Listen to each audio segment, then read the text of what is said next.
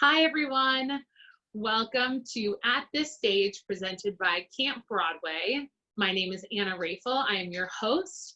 I'm so excited to be streaming to you live from my apartment in New York City, thanks to our friends at Streamable Learning.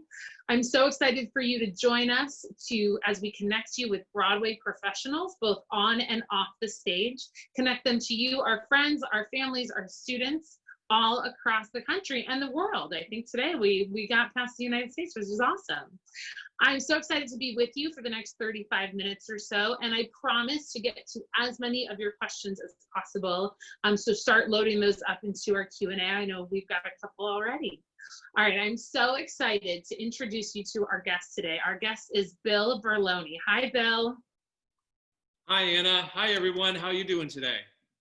I'm good. I'm going to give a quick bio for our friends watching. So Bill is an author, actor, and renowned animal actor trainer, founder of Berloni Theatrical Animals. Bill has won numerous awards for his hard work across theater, film, and TV. And Bill is the only animal trainer to have ever been honored with a Tony Award, which is sitting right behind him, if you can see. I'm so excited to talk. We're going to talk about all of that exciting work he does, as well as his book, Broadway Tales, and his work with the Humane Society. Welcome, Bill. Thanks for being here. My pleasure. My pleasure.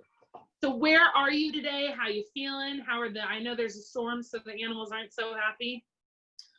Well, yeah, I'm in my home here in Central Connecticut with my wife, my daughter, my 25 dogs, 2 cats, 2 horses, 2 pigs, a donkey, a macaw, and a rabbit. Oh my Lord, that is a lot. That's a lot to keep track of. Yeah, but it's fun. If it's fun, then it's not really that much work.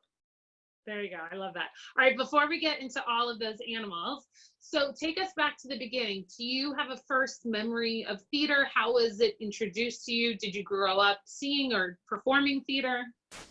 I was an only child that grew up on a farm here in Connecticut. And as a result, I was a very shy child because there weren't a lot of kids to play with. So when I went to kindergarten, I was really one of those shy kids. My first memory of theater, though, is the kindergarten teacher did Peter Cottontail. And I refused to go on stage because I was so shy.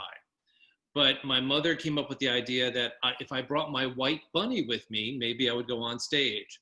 So I have pictures of myself in a bunny costume holding my bunny, my theatrical debut in Peter Cottontail. But it wasn't until high school that I saw my first Broadway show, and that Broadway show was Promises, Promises. And I thought, that's what I want to do. I want to be one of those actors. That's fantastic. Do you remember the name of your bunny? What was the bunny who made the debut with you? His name was Whitey. You know, white there rabbit. You go. That's about what the 3-year-old can come up with.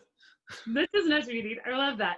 And then when did you start? Did you start taking classes in high school and into college?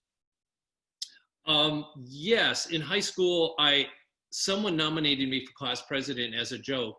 I didn't run and I won. And so I was forced to get up in front of the class every week and as class president.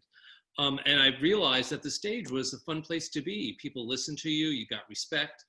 So I decided I wanted to study acting. And it was in my high school years that I did every show that we did, every variety show. And then when I graduated high school, I enrolled in an acting college to get my degree. Very cool. And so when did you make the switch from acting and being on stage to becoming an animal trainer? Well, that's the fun story. Just like all the kids at home who are, watching the show to learn more about theater. When I graduated high school, I didn't want to spend my summers having fun. I wanted to learn everything I possibly could about theater. So I became a technical apprentice at a theater called the Goodspeed Opera House, which is here in Connecticut, and it's dedicated to the American musical. So I just wanted to be there, to be backstage, to talk to actors, to be around professional directors. And that was the theater that originally did the first production of Annie, the musical based on Little Orphan Annie. And they couldn't afford a dog trainer, and everybody on the paid staff threatened to quit. So they needed someone who they could trick into training the dog with no money. And I remember being called into the producer's office, and I was 19 years old. And he offered me a part in one of the plays and my equity card if I would find and train the dog for the new show for no money. So of course I said yes. So I was chosen because I was the only one who would say yes. And I went to the shelter and I found the original Sandy the day before he was going to be put to sleep. We did the summer stock production, and then 9 months later, the show opened on Broadway. Annie became a huge success. And at the age of 20 years old, I became a famous animal trainer. That's the story. That is an amazing story. That is crazy. And so were you what was your role as trainer? What was rehearsal like for you? Well, it had never been done before. Nobody had ever trained an animal to be a character. So when I was asked what sort of rehearsal I wanted, I was like, well, why don't the kid and I go out back and play with the dog? And so Sandy and Andrew McCardle would play together. And that created the bond, which then carried on stage. And so our rehearsals were more about bonding, making Sandy fall in love with the original girl who played Annie. Because once he did that, just like with my dog, he would follow her anywhere. So that was the beginning of what was called a positive reinforcement method of training. It was fun. We never forced him to do anything he didn't want to do. And that's sort of what created this profession that I have, which is a theatrical animal trainer. I think it's amazing that you were able to you created this whole industry. I mean, you were the first one to figure out like a way to do that. Have others come to you and trained under you and have seen what you've done? Well, that's sort of an interesting question. I was the first trainer or person to train an animal to be a character in a live theater show. Now, there had been animals that had been carried on or, walked on leash, but no animal had ever been asked to carry the play. And I knew that my dog would do the same thing every night if he wanted to. So I had to figure out ways to get our dogs to do the things we needed to on stage 8 times a week. And it really wasn't that hard. But so after Annie opened, I started getting offers doing more and more animal characters in other Broadway shows. And although people have come forward and asked to work with me or train and learn what I do, it's hard because there isn't a lot of work. And so the young people who come work for me as opposed to become competitors and do the same thing that I've done. I'm sort of holding that as my final secret. Absolutely. So when the dog, especially with Sandy, with the original Sandy, what did the dog live with you? Did the dog go home in the theater? Do the dogs stay with you, or the animals stay with you when they're doing their show? Well, the first thing that everybody should know is that all the dogs we train are rescues. They're rescued from animal shelters. So I want them to be as happy and well balanced as possible. So they live with us 24/7. We begin training. And if at any point we decide that they don't like doing show business, we retire them. But we not only have the main dog, but we have to get an understudy dog as well. Both of those dogs live with us. I teach them the behaviors in the show.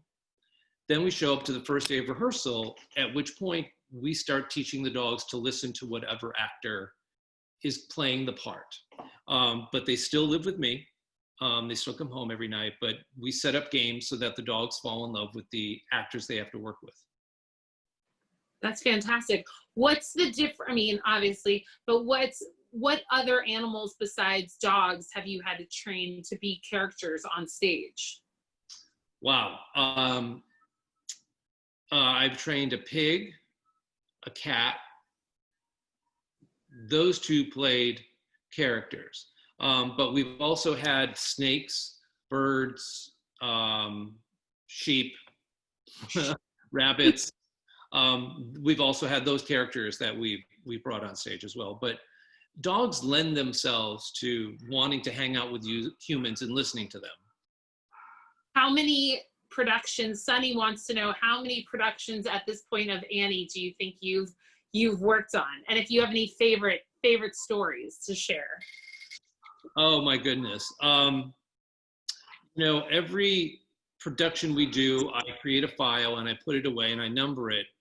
And not including the 4 Broadway productions and the 10 national tours, I've done 114 other productions of Annie in the last 40 years around the country. Wow, that's amazing. Favorite stories is just about every dog that we've trained who make it on stage, and people get to realize how wonderful they are. When the show, you said you've done the national tours too. So when the show is on tour, do you go with the show? No, that's where one of the trainers that we have will travel with them. My gift, if you want to call it that, is to be able to take a script and talk to a director and find out what they want, and then talk to the dog and explain to him how to do it, and then bringing them together. Once you've done that, once you've set the pattern, any one of my trainers can continue to do the show over and over and over again. That's great. I love that. That's amazing. I have a couple questions here. Let's see. Do you, Susan wants to know, how do you train the actors to work with the animals? You said you do games to play with both of them, but do you teach them to do what you do, or there's separate cues or things that they learn? Well, if you have a dog, it's not about teaching them how to sit. You have to teach a dog that it's fun to listen. Once they realize that it's fun to listen to humans, then they start doing the things that you ask. So when we first meet an actor, and the first thing I say to the casting director is, please hire people who love dogs.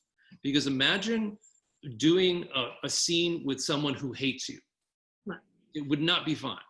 And dogs, unfortunately, will walk off stage when it's not fun. So, our first sessions are teaching the actors how to be trainers, doing the same things that we do. And in that way, it starts building the bond. And they learn how to listen to the animals. They learn how to work with them. They never get to the level that we're at, but they do get to a point where they're pretty proficient, and ultimately can go home and train their dog the same way. That's fantastic. How did your work with the Humane Society start? So you said all of the dogs that you use are rescue dogs. So how did you get involved? And I know you're doing work with them right now during this pandemic.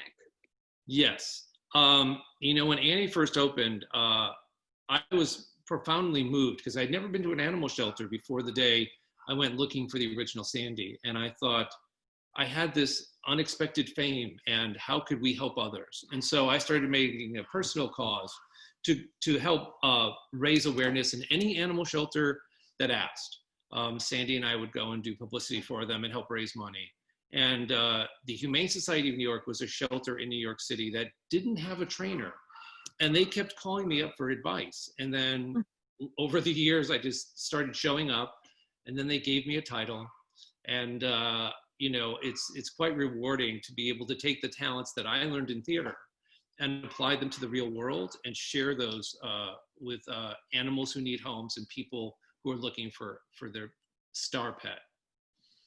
Do they ever call and say, oh, we think we have a good one for you, someone who's ready to make their star debut? Oh yes. But it's just like performing though. You wouldn't hire an actor to be the lead in a musical if they can't sing, just because they look pretty. And right. People will send me pictures of their cute dogs, and I'll say, are they trained? Oh, no. They're just really cute. Okay. How do I explain this? We've had a lot of write-ins from we have some friends that have bunnies and snakes. Mm-hmm. So cute. Besides, the question came from, Caroline. Besides a dog, which I assume holds a very special place in your heart, do you have another favorite animal to work with?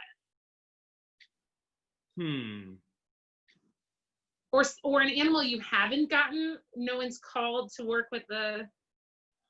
Well, that's a two-part question.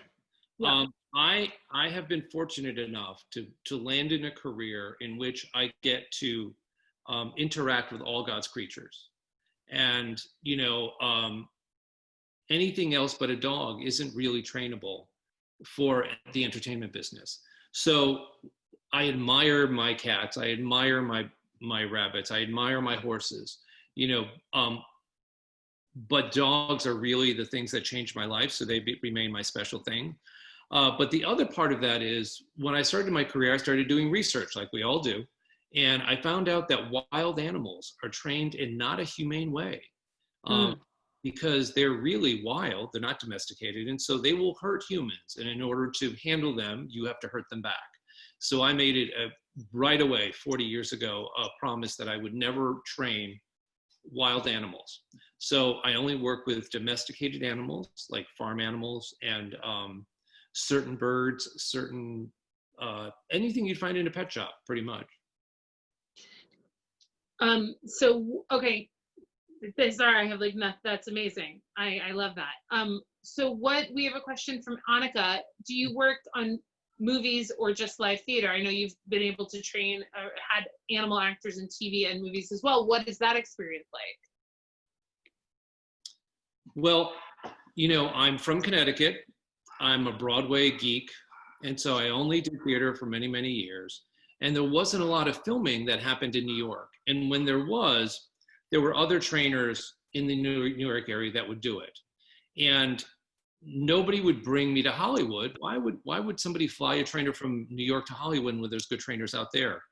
But most recently, in the last 15 to 20 years, there's been much, much more filming here in New York City. And now I would say 50% of my business is film and television. But I remember the first movie that I worked on, I was all nervous to get it right. And I put all this pressure on myself. And I realized when we showed up, we did the behavior twice and we were done. And so in theater, we have to be prepared to do it 8 times a week for however long live. But in movies and TV, you just got to get it right once and you're done. So it's actually a lot easier now and a lot less stressful doing film and television than it is theater. Absolutely. Oh my gosh, what a difference to do it once or twice rather than 8 times a week. Yeah. Tell us about your book, Broadway Tales. What sort of stories do you tell? How did that come about? Broadway Tales is an autobiography of all the Broadway shows that I've done, starting with the original production of Annie, all the way to the current year. And each chapter is chronological, and it explains the rescue story of the animals in that particular show, how we acquired them, how we trained them, and how they lived happily ever after. So it's really a rescue book. You get to meet 29 characters who have gone through some pretty amazing things to get where they were and have a happy life. Oh, wow, that's great. I love that. What was the last show that you worked on? The last show that I worked on was The Ferryman, which was the play that won the 2018 Tony Award for Best Play. And in that, we had a goose and a bunny. The bunny in the pocket. Right. Oh, I forgot. I have 2 geese. Oh, they would not have been happy if you forgot them. I did. So that was the last Broadway show that we've done. And currently, we're working on a new musical that actually stars a dog. My wife developed it, and it's based on the book Because of Winn, Dixie. Oh. And we've done 4 out-of-town tryouts that were highly successful. And when Broadway comes back, we're hoping to get it into a Broadway theater. Has that dog been the same? We've been talking about the workshop process for an actor. Has that workshop been the same for the dog who's in it, who's playing Winn Dixie? Actually, we've been working on the show for about 15 years. Oh. As most people will tell you, it's very difficult to write a show and get it done. But the original Winn Dixie passed away, and we have a new Winn Dixie. And just to give you guys an idea, when I trained Sandy for the original production of Annie, he had 12 cues in the show. And because of Winn Dixie has 121 cues. He's on stage 3/4 of the show, and it takes 4 trainers to make it happen. So every show that I've done, every animal has taught me how to finally create the one show where the dog is the star. At some point, there are going to be no humans on stage. The dog is going to be its own musical. That's a good idea. Hey, that's our next project. There you go. Someone take that over. There you go. I love that. We have a question for Lindsay. With all of those, I mean, you have 25 dogs, you said? Yes. So where do they all sleep? Okay, well, I'm sitting in the middle. Oh, Alice. I'm sorry, that was from Alice. Sorry, keep going. I'm sitting in the middle of my living room, and all 25 dogs are in the house right now. As you can see, it's nice and quiet because if an animal's content, they don't make a lot of noise. But currently, 4 little ones and Winn Dixie sleep in the bed with us. And the rest of them all have their own separate wings, and they all hang out together. There's nobody who sleeps alone. They all have a bunch they sleep with. But a lot of them will tour, and the trainers will live with them in the hotel rooms, and it's a pretty nice life. I'd say. All right, so we have had many requests to see some of your friends. So is there anyone around? Yes, there are. And actually, I'd like to make it sort of a game with our kids who are watching. I've done 29 Broadway shows, and some of them are pretty famous characters. So we're going to play a game, Guess the Show, okay? So I'm going to hold up a character, and I want people to write in and guess what Broadway show this animal's from. All right, you guys ready? Yeah, so you guys can write it in the chat, and we'll see who can guess it. So this is little Ricky. He was a stray walking the streets of Connecticut, and now he's appearing in a musical. Okay, let's see. Sunny, Linda, we're getting Legally Blonde. Legally Blonde, the musical, that's right. That's right, nice work, everyone. He gets to go to college with Elle Woods, right? And so he plays Bruiser, the character of Bruiser in Legally Blonde. Good boy. Gonna go lay down. All right, good job, guys. Nice work, everyone. Here comes our second character. This is Pippa. Ooh. She's a Cairn Terrier, and we adopted her from a group in St. Louis, Missouri. She was owned by a family who couldn't take care of her anymore. We've got 1, 2, 3, 4 guesses of Toto. Toto from The Wizard of Oz. That's right. That's right. Ooh, all right. So cute. You guys are pretty good. Now this one's going to be tougher, okay? All right. You really have to know your Broadway shows. This is Trixie. She's a Pomeranian, okay? And she was in a musical that was based on a movie. Okay, that's one clue. Okay. Let's see. It was a movie by Woody Allen. Oh. Yes, Sunny got it. Yeah, Bullets Over Broadway. Bullets Over Broadway, that's right. With the late Marin Mazzie, right? She carried her. No, yes? Yes. Yes. And, directed by Susan Stroman. But here's an interesting thought. We all hope to be in a Broadway show, right? Well, Trixie was adopted from a group in Florida. She was living in a trailer with 50 other dogs when they were all taken away. But Trixie has actually done 2 Broadway shows. She's the only dog in Broadway history to star in 2 shows. She did Bullets on Broadway, and then a show called Living on Love, a play by Joe Pietro. Can't say that.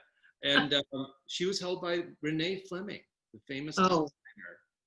So, from Pound to 2 Broadway shows. And 2 Broadway shows of pretty huge people. That's impressive. Yeah. Oh, she is beautiful. Yep, this is all she does. She just sits there and looks beautiful. That's living. I love that. That's fantastic. That is. So fun. Oh my gosh, great. All right, I have a couple more questions. Let's see. So, do you ever, wish you were still performing? Do you ever have a moment? I pretend to be an animal trainer all the time. I'm acting all the time. No, actually, one of, when you're on stage, people will come up and say you did a great performance. And what I love is when a show has happened, I'm standing outside to the stage door and nobody knows who I am. And it's just wonderful to me to hear people say, how did they train that dog? And that I'm the they, and people really appreciate it. So it's like being a puppeteer. It's like creating magic, which gives me even a greater sense of satisfaction than actually performing. Oh my gosh. We have a question from James. What was it like winning your Tony Award? Oh my goodness. Can we see it? Oh, sure. Now, this is called a Tony honor. When there's a category, when someone has done something in the theater that there's no category for, the Tonys will give them a special award, which is called a Tony honor. And I won this in 2011 for the work that I did with training animals. And it was quite moving because at the time I won it, I had done maybe 20 Broadway shows, and all of the colleagues I worked with, set designers, lighting designers, actors, all were being acknowledged for their work. And so when the industry finally recognized my work, it was very moving. I felt like I was part of the community now. We have a question from Sasha. Is it hard to be a trainer? Well, yes and no. Working with animals is a lot of fun. It's so much fun. The hard part is working with humans. Dogs don't show up late for rehearsal. Dogs don't forget their lines. Dogs don't come to work or to the show having problems at home and they're depressed or whatever. And it's my job then to keep the actors happy and ready to work. And, right. I'm always thinking to myself, it's not my job really, but that's the hard part. The training of the animals is actually fun. And when you get it right, they just shine and they'll listen to you. Do you find that you start at the same place when you're training a dog, or I guess it depends on where the dog is starting from, but do you have a similar pattern of games and skills that you go through? Yes. As I said earlier, the first thing we train a dog is that it's fun to listen to humans. And we do that with very simple, basic dog training exercises and with a lot of patience and a lot of love. We never raise our voice. We never yell at them. We want them to figure it out so that it always is fun for them. And it all starts with that. Sunny wants to know, how do the animals get their names, or are they all named by the time you find them and adopt them? She loved it. I stopped naming dogs about 35 years ago. My wife and my daughter usually are the name inventors. I just wish that they end in a vowel sound. Sandy, Sunny, Trixie. That's my only. The E sound at the end is a sound that you could play with as opposed to a consonant. So, but no, I'm overruled when it comes to name calling. Do you find that the dogs listen better with the kids when you train, like in a sense, like Annie? Is there a sense of they do really well with kids versus an adult? Yes, absolutely. The great thing about dogs is that they know what we're feeling. They're very attuned to communicating through body language. So they know what we're feeling inside our hearts. And when kids show up to shows, it's basically we're there to have fun and to play. and there's joy when the dogs and the kids get together. With adults, it's more complicated. It's more complicated for an adult to get to that place, especially if they're starring in a musical and they have all these other things they're worrying about. People like Kelly O'Hara, who was a dog lover, would love coming to work with us because it was 20 minutes of just fun, so there are some actors who love dogs, and those are the ones who really shine. But yeah, the kids are always easy to do. Linda had a question. Is there a specific dog breed that makes the best performer? That's a great question. Yes, mixed breeds. That's my favorite dog. And it's not because Sandy was my first dog, but every dog breed was genetically engineered to do one thing well, whether it's hunting or guarding or scent work. Their brains are wired to do one thing well. So taking a hunting dog and trying to get it to do complicated tasks doesn't work. Yeah. But mutts are like, jacks of all trades. They have a little bit of everything in them, so they're a lot easier to train. I love that. You wouldn't have thought that way, but when you put it that way, it's of course you want a mutt. That's fantastic. Mm-hmm. Just a couple more questions. Do you have any advice to any of our friends who think, well, that just would be the greatest job ever to have? How could they get started? Well, you mean in terms of animal training? In terms of animal training yeah. There are, I know, 3 or 4 college programs where you can go and actually get a degree in animal science, specifically in entertainment. But at this point, if you have a pet, trying to figure out how to get your pet to listen to you, that's really what training is all about. And you could go to a class, do some basic obedience, and once you figure that out, and we all do it a little differently. The way I say good boy is different than the way somebody else does. So it's really about finding your own way in terms of how you interact with animals. Just like I encourage everybody who wants arts to not try to be someone else. Don't say I want to be the next Kristen Chenoweth. Say I'm going to be me, and really promote the skills that you have. So it's the same thing with animals. If you have a natural skill with animals, then just keep practicing. Would your parents ever have believed that this would have been your path? When I told my parents I wanted to be an actor, I could see the disappointment in their eyes. But they were kind enough to let me follow my own path. And literally 2 years after I graduated high school, I was working on Broadway. So I was very fortunate, and they were very proud. Okay, 2 more questions. Okay. What happens, or have you had the experience of what happens when there's more than one animal in a show? Does that change your approach? The only time we did a musical based on the movie A Christmas Story, and there were 2 bloodhounds in it, and so we had to train them the same way, but they were doing the same thing at the same time, so that was easy. And I'm just trying to think of any other show in which we had 2 different, the bunny and the geese.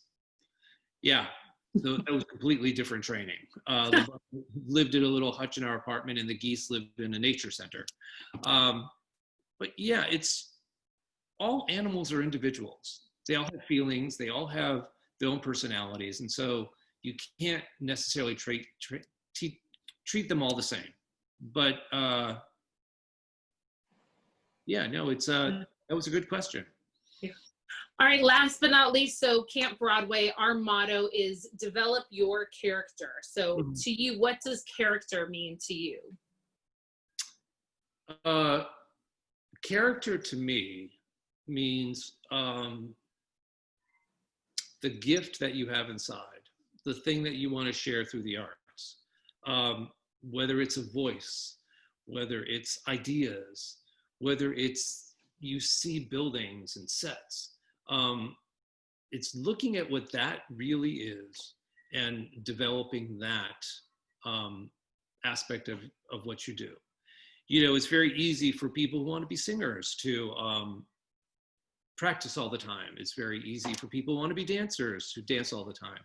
But I encourage young people who want to be set designers to draw sets all the time. I encourage people who want to be costume designers to draw costumes all the time. Do that now while you're young. You don't wait till you get into college, because it's the kids who start training when they're young, who are the ones by the time they get to college are way ahead of everybody else. So to me, character is whatever that little voice is in you that you want to be. Go for it and practice now. Thank you so much for spending time with us. I really appreciate it. Thank you for giving us a glimpse into your world. How can people find you, follow you, social media, find Broadway Tales? Yes, well, we're on all social media. I have to ask my IT person. On Facebook? Okay, on Facebook, it's Berloni Theatrical Animals on Facebook and Instagram. We're also on Twitter at Bill Berloni. And my website is theatricalanimals.com. You could read all about us there. Perfect. And they can find the book there as well, right? Yes, they can find the book. Or we had a reality show on the Discovery Channel called From Wags to Riches with Bill Berloni. You could Google the show and see how we live, our home, and all the animals there. That's perfect. We had a request. Is there a Sandy nearby? No. Only because it's raining and I couldn't dry them off in time for the. And if I brought Sandy into this room wet, my wife would be very upset. No worries.